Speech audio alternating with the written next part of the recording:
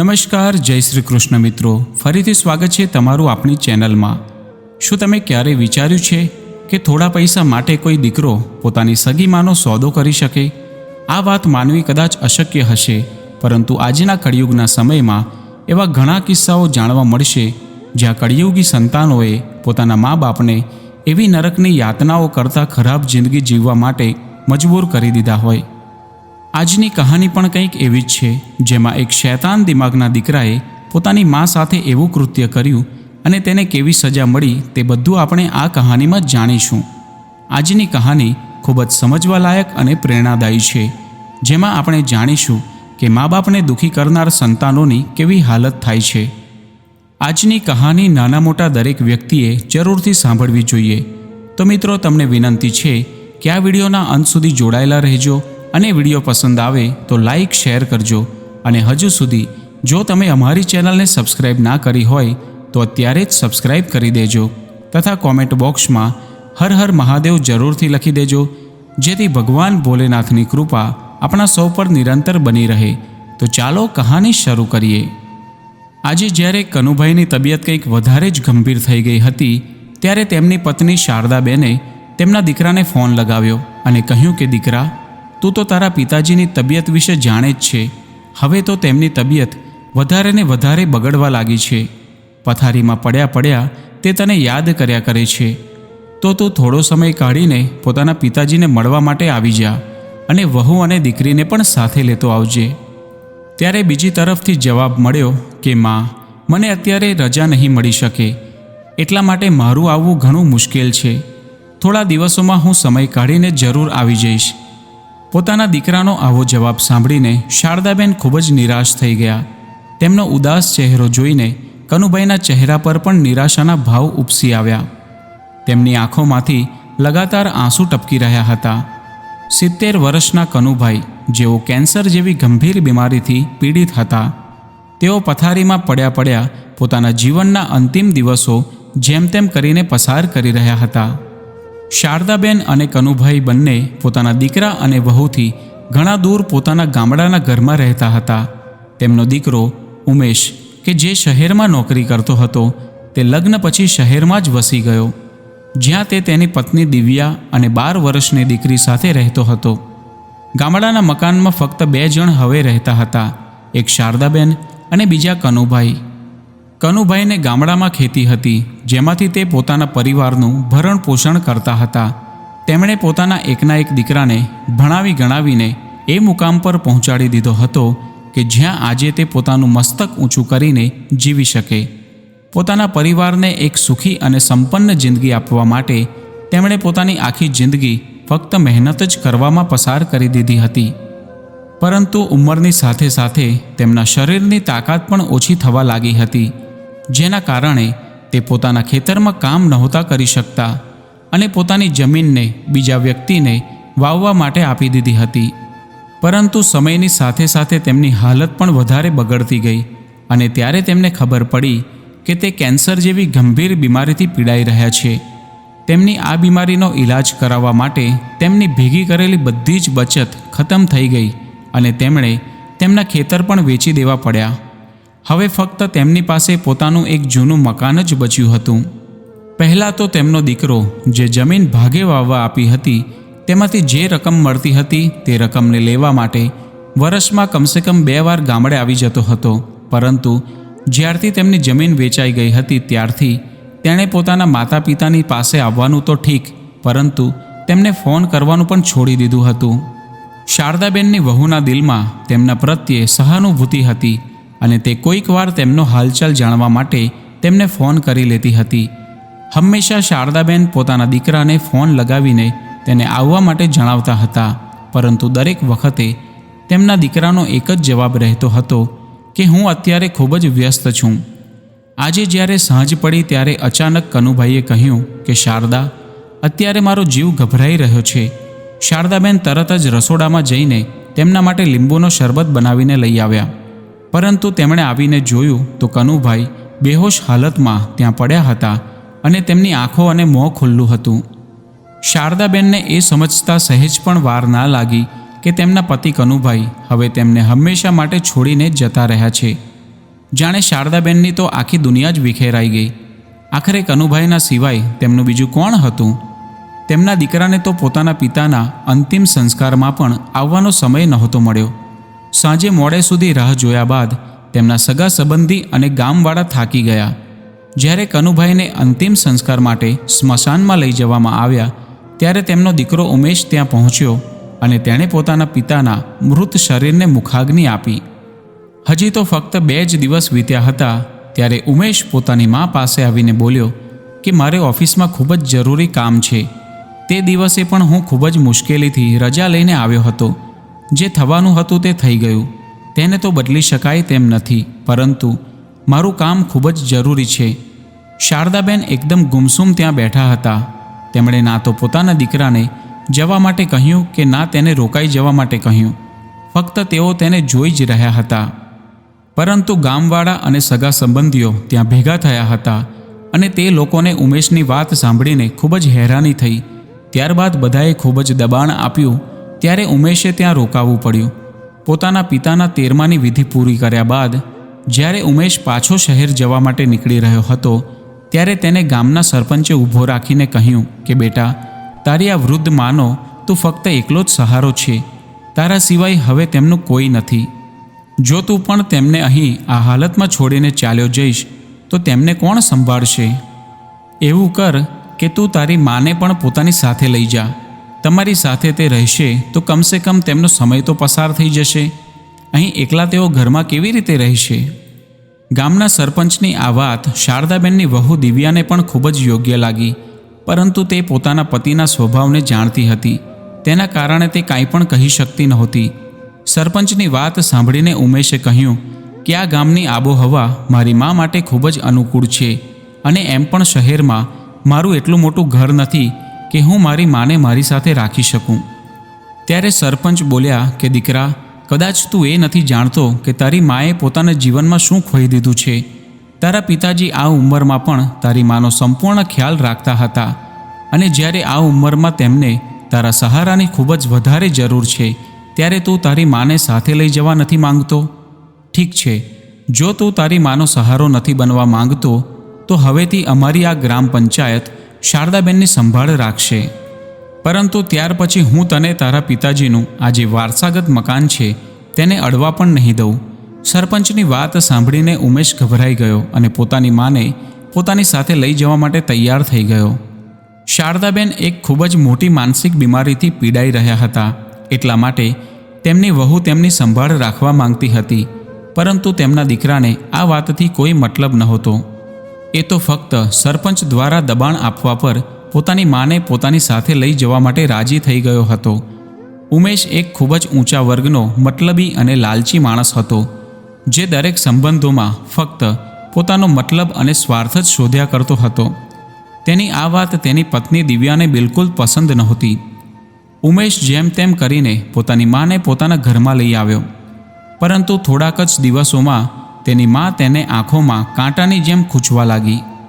બીજી બાજુ ઉમેશની પત્ની દિવ્યા તેના સ્વભાવથી એકદમ વિપરીત સ્વભાવની હતી, કેમ કે તે એક સ્ત્રીના દુઃખને ખૂબ જ સારી રીતે સમજી શકતી હતી. કેમ કે તે પોતે પણ એક સ્ત્રી હતી. તે ખૂબ જ સારી રીતે જાણતી હતી કે કોઈ સ્ત્રીનો સહારો, તેમનો સુહાગ જ્યારે ઉજળી જાય છે ત્યારે તેના ઉપર શું વીતે છે, અને એ પણ એવી હાલતમાં જ્યારે તે માણસ તેમનો ફક્ત એક જ સહારો હોય. પરંતુ તે સારી રીતે જાણતી હતી કે તેનો પતિ કેટલો લાલચી માણસ છે અને તે પૈસા માટે કેટલી હદ સુધી જઈ શકે છે. એટલા માટે તે ચૂપ રહેવા પર મજબૂર હતી. શારદાબેનને પોતાના દીકરા પાસે આવ્યાને 1 મહિનો થઈ ગયો હતો. એક દિવસે જ્યારે ઉમેશે આખા મહિનાના ખર્ચાનો હિસાબ લગાવ્યો ત્યારે તેના હોશ ઉડી ગયા. વીજળીનું બિલ જોઈને તે ચિલ્લાવતો આવ્યો અને બોલવા લાગ્યો, દિવ્યા, તું આખો દિવસ ઘરમાં રહીને કરું છું શું? અરે, ઘરમાં એસી લગાવ્યું છે તો શું આખો દિવસ એસીની જ હવા ખાધા કરવાની? આટલું બધું બિલ આવી ગયું છે અને કરિયાણાનો પણ કેટલો બધો ખર્ચ થવા લાગ્યો છે.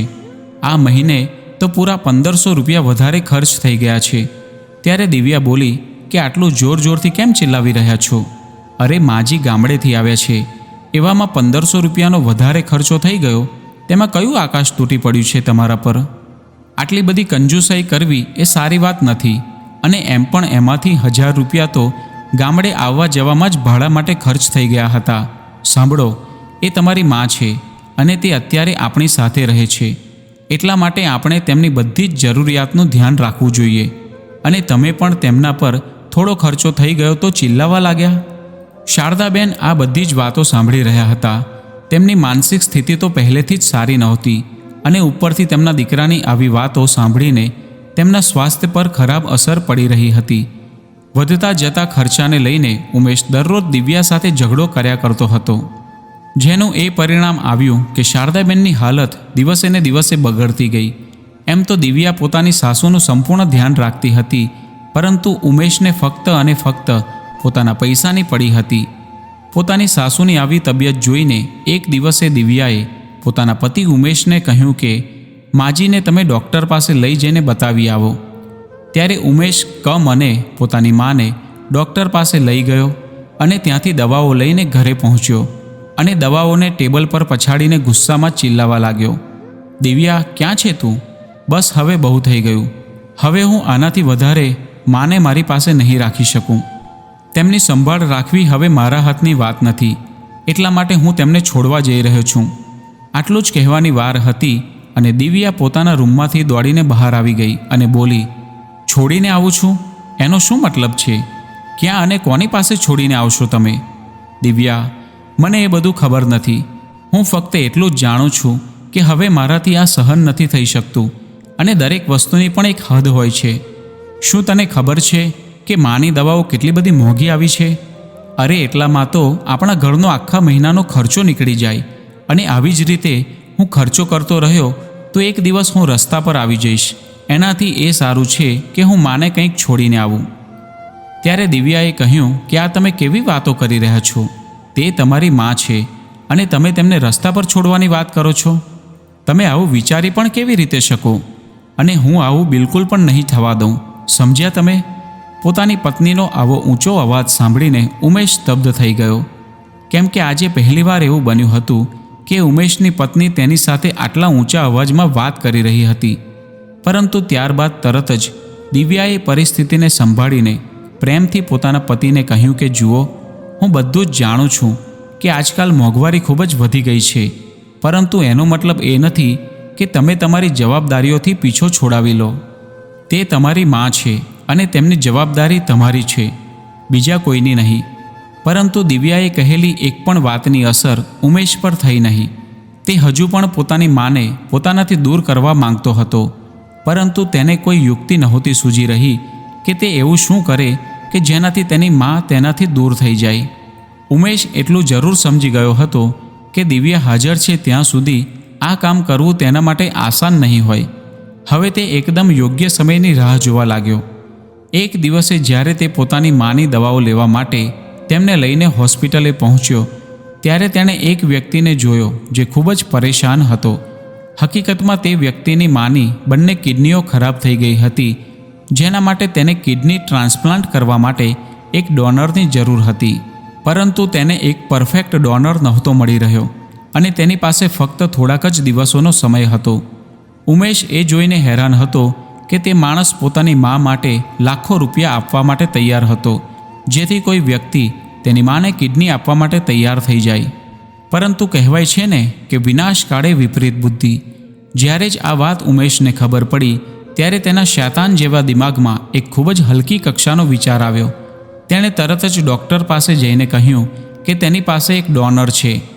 તેણે ડૉક્ટરને પોતાની મા વિશે જણાવ્યું, પરંતુ ડૉક્ટરે કહ્યું કે આ ઉંમરમાં માજીની કિડની નીકાળીશું તો તેમના સ્વાસ્થ્ય ઉપર ખૂબ જ ગંભીર અસર પડશે. એટલા માટે ડૉક્ટરે તેની વાત માની નહીં. ત્યારે ઉમેશે ડૉક્ટરને કિડની વેચવાથી મળનારા પૈસામાંથી તેને થોડો ભાગ આપવા માટેની વાત કરી. ડૉક્ટરને પણ ખબર હતી કે તે માણસ પોતાની માનો જીવ બચાવવા માટે ડોનરને મોંમાગી કિંમત ચૂકવવા માટે તૈયાર હતો. એટલા માટે ડૉક્ટરે પણ લાલચમાં આવીને હા પાડી દીધી.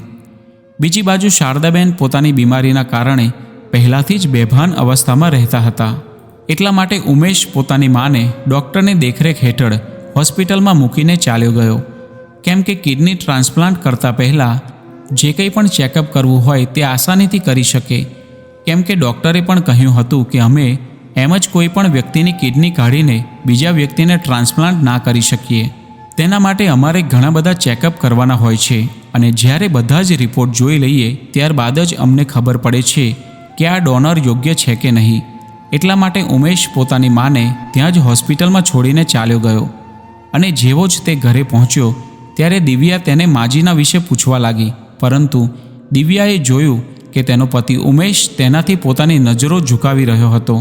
ઘણીવાર સુધી તો તે ચૂપ રહ્યો, પરંતુ જ્યારે દિવ્યાએ ઘણીવાર સુધી પૂછ્યું ત્યારે તેણે કહ્યું કે જ્યારે હું માને દવા અપાવીને પાછો આવી રહ્યો હતો ત્યારે અચાનક જ મા રસ્તાની બીજી બાજુ ચાલી ગઈ.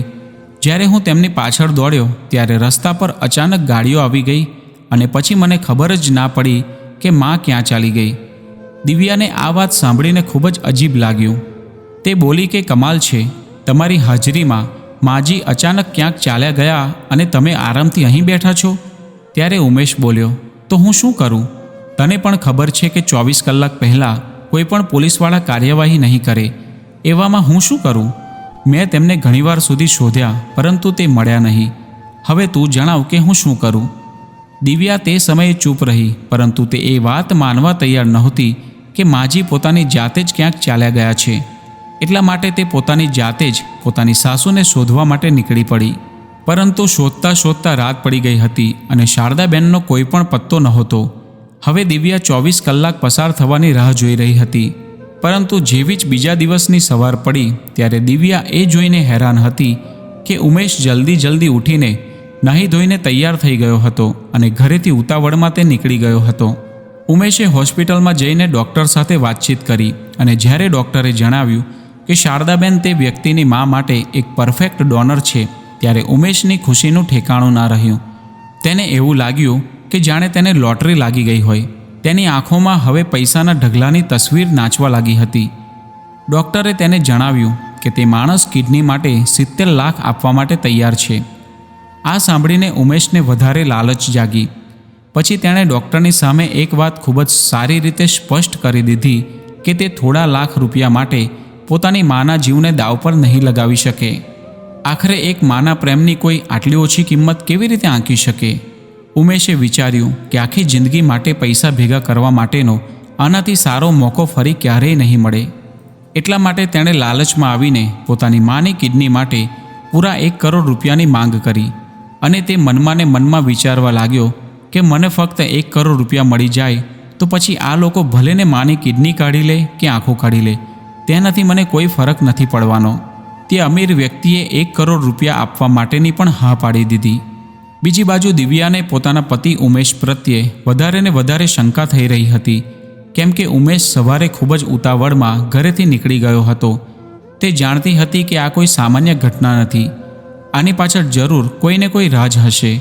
પોતાના પતિના ગયા બાદ તે તરત જ પોતાની સાસુનો ફોટો લઈને પોલીસ સ્ટેશનમાં પહોંચી ગઈ અને ત્યાં જઈને બધી જ વાત જણાવી દીધી. પરંતુ કોન્સ્ટેબલે કહ્યું કે 24 કલાક પહેલાં અમે કોઈપણ પ્રકારની કાર્યવાહી નહીં કરી શકીએ. પરંતુ જેવું જ દિવ્યાએ ઇન્સ્પેક્ટર સાહેબને બધી વાત જણાવી ત્યારે તે સમયે ઇન્સ્પેક્ટર સાહેબે નોટિસ કર્યું કે તે હિસાબથી તો અત્યારે 24 કલાક થઈ ગયા છે.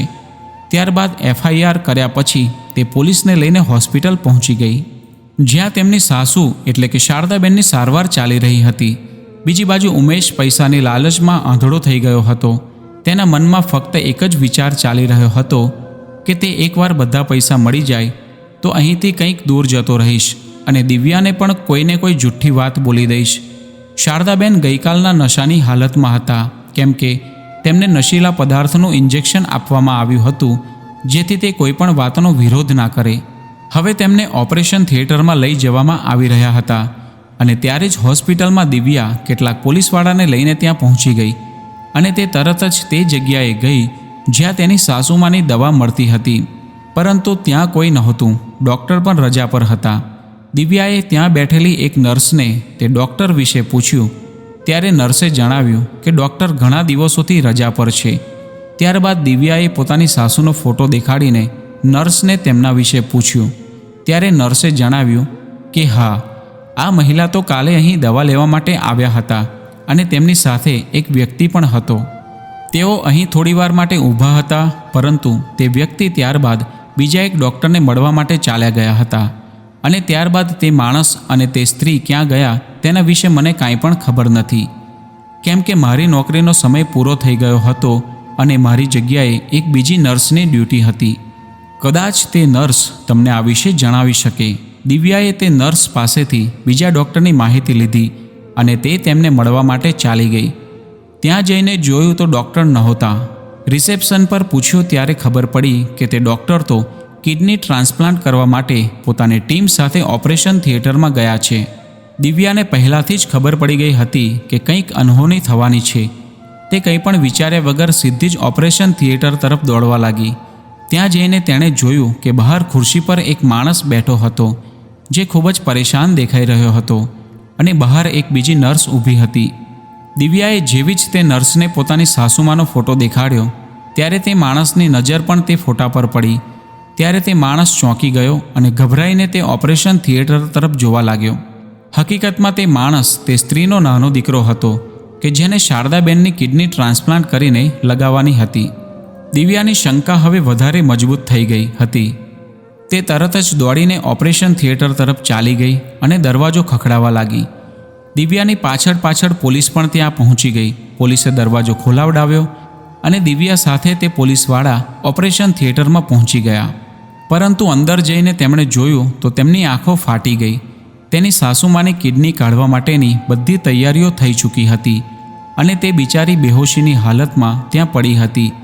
તેમને સહેજ પણ અંદાજો નહોતો કે તેમનો એકનો એક દીકરો આજે તેમની સાથે શું કરવા જઈ રહ્યો હતો. ત્યારે પોતાના ખભા પર બેગ લટકાવીને ઉમેશ બહારથી આવી રહ્યો હતો. તેની સાથે તે અમીર માણસ પણ હતો. ઉમેશે જેવી જ દિવ્યાને પોલીસવાળા સાથે જોઈ ત્યારે તે ગભરાઈ ગયો અને ચાલાકી કરીને તે ત્યાંથી ભાગવા લાગ્યો. પરંતુ હવે તેની કોઈ પણ ચાલાકી નહોતી ચાલવાની. પોલીસવાળાએ તરત જ તેને પકડી લીધો. પોલીસવાળા ઉમેશને પોતાની સાથે લઈ ગયા અને સાથે જ ઓપરેશન કરનાર તે ડૉક્ટર અને પેલા અમીર વ્યક્તિને પણ પોતાની સાથે લઈ ગયા, જેણે ઉમેશને 1 કરોડ રૂપિયા આપીને તેની માની કિડની ખરીદી હતી. પોલીસ સ્ટેશનમાં લઈ જઈને જ્યારે ઉમેશનો બરાબર રિમાન્ડ લેવામાં આવ્યો ત્યારે તેણે બધું જ સાચે સાચું કહી દીધું કે લાલચમાં આવીને તે લાલચી માણસે ફક્ત અને ફક્ત પૈસા માટે તેને જન્મ આપનાર માની કિડનીનો કેવી રીતે સોદો કર્યો હતો. પૂછતાછ કર્યા પછી એ જાણવા મળ્યું કે તે અમીર વ્યક્તિનો આ મામલામાં કોઈ દોષ નહોતો, કેમ કે તેને એ પણ નહોતી ખબર કે આ વિષયમાં જે ડોનર હતા તેની પોતાની મંજૂરી નહોતી, કેમ કે ડૉક્ટરે તેને સંપૂર્ણ રીતે પોતાના વિશ્વાસમાં લઈ લીધો હતો. બીજી બાજુ દિવ્યા પોતાની સાસુમાને બહાર લઈને આવી ગઈ અને તેમના હોશમાં આવવાની રાહ જોવા લાગી. જેવો જ શારદાબેનને હોશ આવ્યો ત્યારે દિવ્યા તેમને ગળે લગાવીને રડવા લાગી. શારદાબેન હજુ સંપૂર્ણ રીતે ઠીક નહોતા થયા, પરંતુ તે એટલું જરૂર સમજી રહ્યા હતા કે તેમની વહુ ખૂબ જ દુઃખી છે અને તેને શાંત કરીને તેઓ કહેવા લાગ્યા કે દીકરી ચૂપ થઈ જા, બધું ઠીક થઈ જશે, પરમાત્મા બધું જ સારું કરી દેશે. દિવ્યા પોતાની સાસુને લઈને પોતાના ઘરે પાછી આવી ગઈ અને તેમની ખૂબ જ સારી રીતે સંભાળ રાખવા લાગી. હવે તેમની હાલતમાં ખૂબ જ સુધારો થવા લાગ્યો હતો, પરંતુ રહી રહીને તેમના મનમાં એક જ વિચાર આવી રહ્યો હતો કે તેમનો દીકરો ઉમેશ ક્યાં છે. પરંતુ જ્યારે તેમણે પોતાના દીકરાના વિશે દિવ્યાને પૂછ્યું ત્યારે દિવ્યા બધી વાતો છુપાવી ન શકી. હોસ્પિટલમાં બનેલી બધી જ ઘટના તેણે જણાવી દીધી. શારદાબેન આ બધી વાતો સાંભળીને ખૂબ જ હેરાન થઈ ગયા અને તેઓ વિચારવા લાગ્યા કે મારી પરવરિશમાં કઈ કમી મેં રાખી હતી કે જેનાથી મારો દીકરો આવા રસ્તા પર ચાલવા લાગ્યો. પરંતુ બીજી બાજુ પોતાની વહુને જોઈને તેમના મનમાં સાંત્વના મળી રહી હતી. ઉમેશને 3 વર્ષની કેદની સજા મળી અને તે ડૉક્ટરને દંડની સાથે સાથે સસ્પેન્ડ કરી દેવામાં આવ્યો. સમય જેમ જેમ પસાર થતો ગયો તેમ તેમ એક સારો અને સુખદ માહોલ મળવાના કારણે શારદાબેનનું સ્વાસ્થ્ય હવે પહેલાં કરતાં પણ ખૂબ જ સારું થઈ ગયું હતું. તેઓ ધીરે ધીરે હવે ઠીક થવા લાગ્યા હતા. બીજી બાજુ દિવ્યાએ ઘરમાં રહીને ઓનલાઈન જોબ શરૂ કરી દીધી, જેનાથી ઘરનો ખર્ચો નીકળવા લાગ્યો, કેમ કે તે પોતાની સાસુને આ હાલતમાં છોડીને જવા નહોતી માંગતી. જોત જોતામાં હવે શારદાબેન એકદમ ઠીક થઈ ગયા હતા. 3 વર્ષ વીતી ગયા બાદ જ્યારે ઉમેશ ઘરે પાછો આવ્યો ત્યારે તે પહેલાં જેવો ઉમેશ નહોતો રહ્યો. તેનામાં ઘણા બધા બદલાવ આવી ગયા હતા. તેના ચહેરા પર શર્મિંદગીનો ભાવ હતો અને તેના દિલમાં પોતાની મા અને પત્ની પ્રત્યે ઇજ્જત હતી. ઉમેશના મનમાંથી હવે પૈસા પામવા માટેની લાલચ ખતમ થઈ ગઈ હતી. હવે તે લોકો સુખેથી રહેવા લાગ્યા હતા. પૈસા જરૂર ઓછા હતા, પરંતુ તેમના ઘરમાં આજ સુધી ક્યારેય પણ ના મળી હોય તેવી સુખ અને શાંતિ હતી. તો મિત્રો, આજની કહાની તમને કેવી લાગી તે કોમેન્ટ કરીને જરૂર જણાવજો. અને વિડીયો પસંદ આવ્યો હોય તો લાઈક અને શેર કરજો, તથા ચેનલ પર નવા હોય તો ચેનલને સબસ્ક્રાઈબ જરૂરથી કરજો. ફરી મળીશું એક નવા વિડીયો સાથે. જય સ્વામિનારાયણ, જય શ્રી રામ, જય શ્રી કૃષ્ણ, હર હર મહાદેવ.